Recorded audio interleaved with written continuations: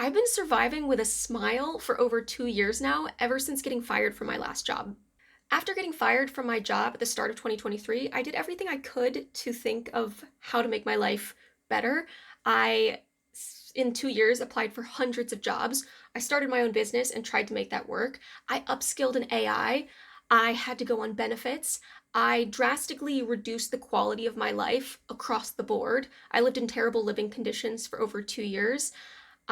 Let's see, the one thing I didn't compromise was I got to keep my cat. But throughout all of that, I tried to just find things to be grateful for, which is not necessarily easy when it just feels like your life is crumbling around all around you. You know, you've drained all your savings, you're in debt, you can't sell anything, you can't get an interview for a job. Huge knock to your confidence, but you just try and find the things in your life that you're grateful for. And for me, it was my family, it was the few close friends that I had, it was my mind, I guess, ambition trying to make things work. And throughout all of that, I just tried to do it with a smile. If anyone had met me in the last 2 years, they would have said that I was possibly the most bubbly, happy person they'd ever met. And that's because I just felt like people don't want to be around people who are depressed looking. So I just tried to make myself, you know, the best version of myself when I would go out and see people, like with networking and everything like that. And overall, it has started to work. When you're an entrepreneur and when you're trying to start your own business, you feel like you have to know all the answers, which is just genuinely impossible. I mean, what I don't know can fill libraries, many, many libraries. But I mean, first off, if that's true for you, it means you're probably a good person. You're not trying to sell some scammy garbage.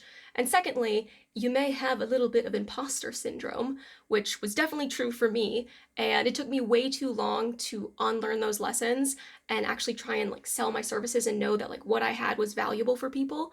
So in case that's happening to you too, like I hope you realize that you do have value and you deserve to get paid for that value.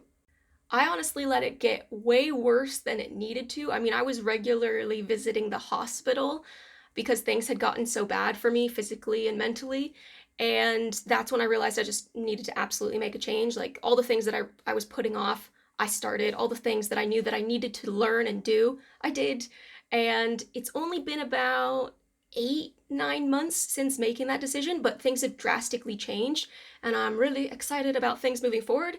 And I think in the next few months, my smile will be 100% real whenever I'm seeing people instead of just, I don't know, trying to put on a brave face sometimes.